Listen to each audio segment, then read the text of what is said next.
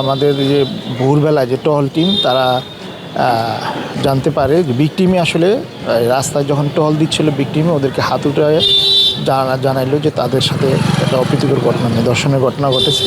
তখন আমাদের যে কিলু আমাদের সাব ইন্সপেক্টর সে তাৎক্ষণিকভাবে হসপিটালে এসে তার দেওয়া তথ্য অনুযায়ী এটা মূলত আপনারা ইতিমধ্যে জেনেছেন যে দুইজন আনসার সদস্য এই হসপিটালের নিরাপত্তার দায়িত্বে ওরা ছিল।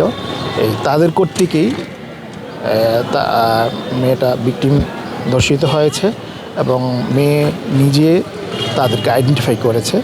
তো আমাদের যেই পুলিশ অফিসার যে দায়িত্বে ছিল তাৎক্ষণিকভাবে ওই মেয়ের দেওয়া তথ্য অনুযায়ী তাদের দুজনকে তাৎক্ষণিকভাবে আমাদের পুলিশ হেফাজতে নেওয়া হয়েছে। টানা তৃতীয়বার অর্জন করেছে দেশের সেরা সুপার ব্র্যান্ড স্বীকৃতি বসুন্ধরা টিস্যু। তো আবার যেহেতু জানেন যে মেয়ে গ্যাং রেপের মতো দুজন কর্তৃক দর্শিত হয়েছে, এই জন্য তার সঠিক চিকিৎসার জন্য তাৎক্ষণিকভাবে তাকে হসপিটালে ভর্তি করা হয়েছে। তো আমরা এখন আমি নিজে এবং আমাদের এডিশনাল এসপি সার্কেল সদস্য আমরা এসেছি যে মেয়েটা যেন সঠিক চিকিৎসা পায়। এবং আপনারা জানেন যে এই ধরনের ঘটনায় আমরা এই ওসিসিতে তার অন্যান্য আনুষঙ্গিক মেডিকেল করানো হবে, এই প্রক্রিয়াগুলো এখন চলছে।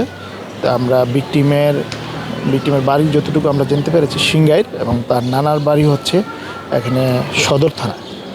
তো আমরা তাদের আত্মীয় স্বজনকে খবর দিয়েছি তারা আসুক, আসলে পরবর্তী যে আইনগত প্রক্রিয়া নেওয়া হবে।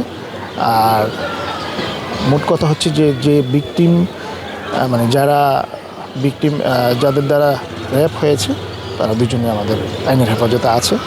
তো শীঘ্রই মামলা হবে, মামলা হলে তাদেরকে আমরা গ্রেপ্তার দেখাবো আর কি। পরবর্তী প্রক্রিয়া আমরা ব্যবস্থা নেব।